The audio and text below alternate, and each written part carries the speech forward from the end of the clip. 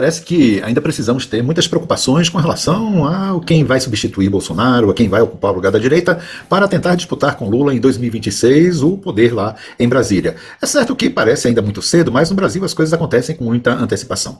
Nós vamos ver aqui um comentário de uma colunista da Folha de São Paulo falando sobre os movimentos da extrema-direita e os artifícios que ela utiliza aqui no Brasil para convencer as massas de que estamos à beira de uma virada para o comunismo, como a Datafolha publicou. 52% da população brasileira absurdamente acredita que nós podemos sovietizar o Brasil, que o Brasil possa vir a se tornar um país comunista, sendo que todos nós sabemos que hoje não existe país comunista no mundo. Não há comunismo no mundo. Há, no máximo, um socialismo de Estado muito forte, como na China, que tenta fazer com que a economia ande sob o controle do Estado, com resultados, claro, para o enriquecimento da população. Como isso se dá, são processos muito complexos que não cabe aqui, neste momento, nós articularmos e pensarmos. Mas vamos hoje, na rapidinha das notícias de 5 de julho de 2023, ver o que a gente quer abordar aqui sobre os problemas na extrema-direita no país. Vamos lá.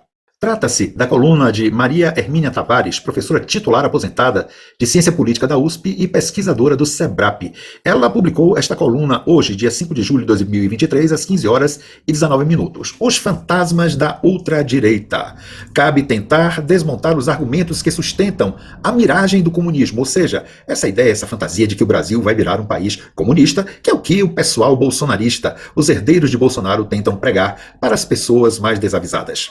E ela começa dizendo: especular sobre o futuro político de Jair Bolsonaro é exercício fútil. Mais proveitoso é tratar de entender as variadas aspirações dos cerca de 30% dos brasileiros que, segundo o Datafolha, continuam a acreditar que o seu governo beneficiou o país. E ela diz que dessa população faz parte uma amiga que votou em Bolsonaro em 2018 e no ano passado. E diz, a Hermínia, que essa amiga abastece regularmente ela de material que circula nessas redes sociais da direita com uma dose reforçada de antipetismo e teorias conspiratórias. Ela enviou para a Hermínia um artigo recém-publicado na revista Oeste, de certa voz estridente da extrema-direita na mídia nacional. E o texto quer fazer crer que nada menos que o Brasil está em vias de se transformar em um país soviético, o que é de um ridículo sem tamanho. Diz ela, nesse delírio apocalíptico, o conluio entre Lula e o STF, Supremo Tribunal Federal, já teria engendrado um regime de partido único, no qual a corrupção viceja e a liberdade de expressão definha sob o tacão do TSE, Tribunal Superior Eleitoral, que seria a polícia política a serviço do governo.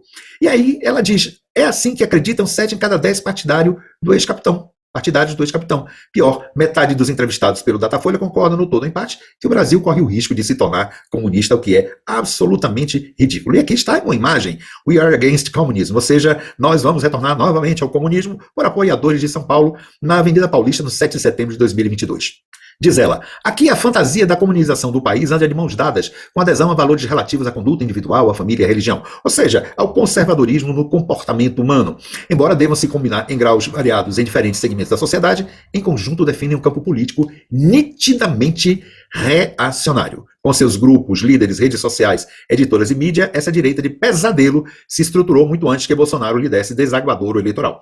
Fala que então já no 13 de maio de 2013, já haveria esse tipo de movimento, né? Em maio de 2013, já haveria esse movimento de crescimento ou de brotamento dos elementos reacionários que deram vez ao surgimento da extrema-direita. E conclui ela, não há por que deixar os criadores de fantasmas a suposta defesa da liberdade de expressão e a denúncia hipócrita da corrupção política, claro, que foi movida pelo pessoal de lá do Paraná, lá do Moro, do Dallagnol e companhia limitada, denunciando outros como corruptos, quando eles próprios são os próprios corruptos.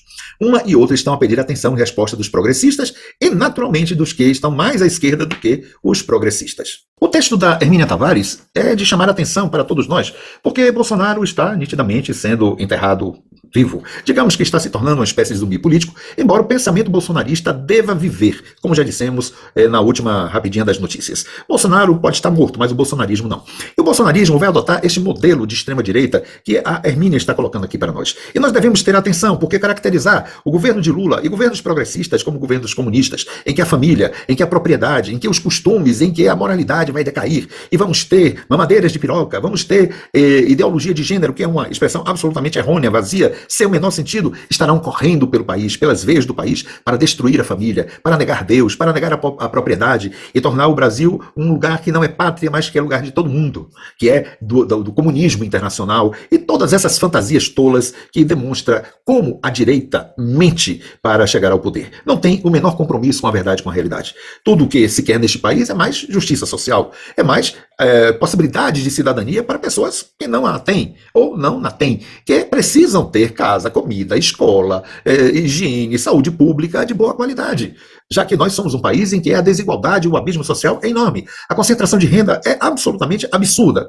Então, essa ideia de que está se tornando o Brasil um país comunista depois da derrota de Bolsonaro, e que Bolsonaro, ou o seu substituto, ou aqueles que pensam como Bolsonaro, o bolsonarismo é a solução para o país, nada mais fará do que novamente levar o país para a derrocada, porque essas pessoas da direita não têm o menor interesse pelos que são pobres, pelos que são do povo. Eles querem explorar o povo, querem promover um sistema econômico em que o povo se veja escravizado por dívidas, por trabalho que não tem boa remuneração, por insalubridades e por pressões, porque a oferta fica maior do que a demanda e ninguém valoriza a mão de obra que fica disponível. Esta é uma lógica bastante rasa, bastante simples, quase simplória, que essa gente da direita quer para o Brasil. Enquanto isso, nós da esquerda queremos que todos tenhamos dignidade para viver num país que é nosso, de todos nós, e principalmente daqueles que querem o bem coletivo maior.